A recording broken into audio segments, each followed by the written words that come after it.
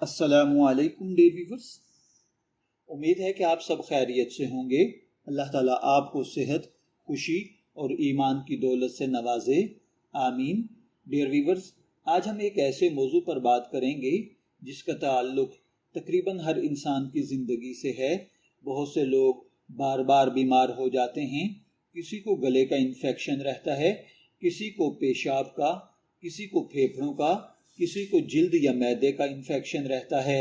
बाज़ औक़ात मेडिसिन लेने के बावजूद बीमारी दोबारा से वापस आ जाती है, जिससे इंसान परेशान हो जाता है। आज की वीडियो में हम जानेंगे इन्फेक्शन क्या होता है, इन्फेक्शन क्यों होता है, इसकी आम इलामात क्या हैं, जिस्म पर इसके क्या असरात होते हैं, इस्लाम की रोशनी में इसका रूहानी इलाज मुमकिन है या नहीं, और किन बातों का ख्याल रखना ज़रूरी है। लिहाजा वीडियो को आखिर तक ज़रूर देखें, क्योंकि आखिर में मैं एक ऐसा आसान अमल और तरीका और इलाज बताऊंगा जो अल्लाह ताला के हुक्म से आपको सेहत याब कर देगा। सबसे पहला सवाल है कि इन्फेक्शन क्या होता है। सादा अल्फाज में इन्फेक्शन उस हालत को कहते हैं जब जिस्म में नुकसानदेह जरासीम दाखिल होकर बढ़ने लगते हैं और बीमारी पैदा करते हैं। ये जरासीम मुख्तलिफ किस्म के हो सकते हैं, जैसे बैक्टीरिया, वायरस, फंगस या बाज़ अक़साम के पैरासाइट्स।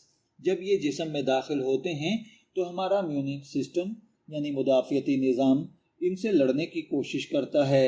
अगर जिस्म का दिफा कमज़ोर हो या जरासीम ज़्यादा ताकतवर हों तो आप बीमार हो जाते हैं। अब दूसरा सवाल है, इन्फेक्शन होने की रीज़न्स क्या हैं। तो सबसे पहली वजह कमज़ोर मुदाफ़ियती निज़ाम है। अगर इंसान की कुव्वत मुदाफ़ियत कमज़ोर हो जाए तो जरासीम आसानी से हमला कर देते हैं।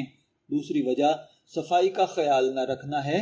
गंदे हाथ, आलूदा पानी, गैर म्यारी खाना और गैर साफ माहौल इन्फेक्शन के इम्कानात को बढ़ा देते हैं। तीसरी वजह बीमार शख्स के साथ करीबी राब्ता है। बाज़ इन्फेक्शन खांसी, छींक, सांस या जिस्मानी राब्ते से एक दूसरे शख्स में मुंतकिल हो जाते हैं। चौथी वजह ज़ख़म या चोट है। अगर ज़ख़म को साफ न रखा जाए तो इसमें जरासीम दाखिल हो सकते हैं।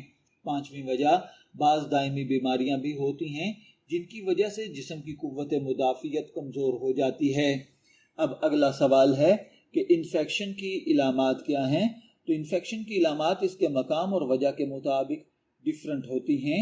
आम इलामात ये हैं: बुखार का आना, जिस्म में दर्द होना, कमज़ोरी महसूस होना, सूजन या सुर्खी का पैदा होना, पीप बनना, खांसी या गले की तकलीफ, पेशाब में जलन, मैदे की खराबी, भूख कम लगना।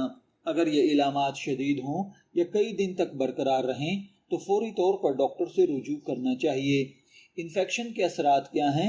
अगर इन्फेक्शन का बर वक्त इलाज न किया जाए तो ये जिस्म के दूसरे हिस्सों तक भी फैल सकता है। शदीद सूरत में ये खून में भी फैल सकता है, जिससे मरीज़ की हालत ख़तरनाक हो सकती है। बार बार इन्फेक्शन होने से जिस्म कमज़ोर हो जाता है, रोज़मर्रा ज़िंदगी मुतासर होती है, काम करने की सलाहियत कम हो जाती है, जहनी दबाव और परेशानी बढ़ जाती है। इसलिए इन्फेक्शन को मामूली बीमारी समझकर नज़रअंदाज न करें। क्या हर इन्फेक्शन आपको मुतासर करती है?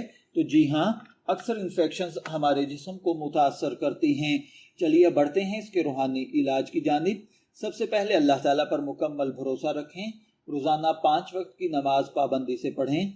सुबह शाम के मखसूस अज़कार पढ़ें। रोज़ाना सूरह फातिहा 7 मरतबा पढ़कर अपने ऊपर दम कर लिया करें, या पानी पर दम करके उसके साथ आप मेडिसिन इस्तेमाल करें, या वो पानी वक्तन फ़वक्तन पढ़ते रहें, पीते रहें। इंशाअल्लाहुल अज़ीज़ आपको इन्फेक्शन नहीं होगी।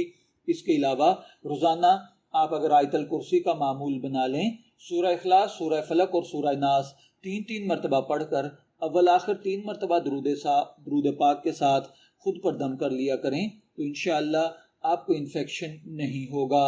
याद रखें, अगर इन्फेक्शन की इलामात मौजूद हों तो सिर्फ वज़ाइफ पर इक्तफ़ा न करें, डॉक्टर से मशवरा करें और इलाज करवाएं। अगर डॉक्टर एंटीबायोटिक तजवीज़ करे तो इसे मुकम्मल कोर्स के मुताबिक इस्तेमाल करें और दरमियान में अपनी मर्ज़ी से बंद न करें। ज़्यादा पानी पिएं, साफ़ सुथरा खाना खाएं, हाथ धोने की आदत अपनाएं, आराम करें ताकि जल्द जिस्म सेहत याब हो सके। रूहानी इलाज ईमान को मजबूत करता है, دل کو سکون دیتا ہے، اللہ سے تعلق کو بڑھاتا ہے، لیکن یہ طبی علاج کا متبادل نہیں بلکہ اس کا معاون ہے۔ ایک مومن دوا بھی لیتا ہے اور دعا بھی کرتا ہے، ہر حال میں اللہ تعالیٰ پر بھروسہ رکھتا ہے۔ اللہ تعالیٰ ہم سب کو ہر قسم کی بیماری، انفیکشن اور تکلیف سے محفوظ فرمائے، بیماروں کو کامل شفا عطا فرمائے اور ہمیں صحت کی نعمت کی قدر کرنے کی توفیق دے، آمین۔ اگر آپ کو یہ ویڈیو معلوماتی لگی ہو تو اسے ضرور لائک کریں، اپنے دوستوں اور رشتہ داروں کے ساتھ شیئر کریں، اور اگر آپ ہمارے چینل پر نئے ہیں تو چینل کو سبسکرائب کر کے بیل آئیکن ضرور دبائیں تاکہ اسلامی طبی اور معلوماتی ویڈیوز سب سے پہلے آپ تک پہنچ سکیں۔ اپنی قیمتی رائے اور دعا کمنٹس میں ضرور لکھیں۔ شبیر احمد کو اجازت دیجیے، پھر ملاقات ہوگی کسی نئے ٹاپک کے ساتھ، تب تک کے لیے اللہ حافظ۔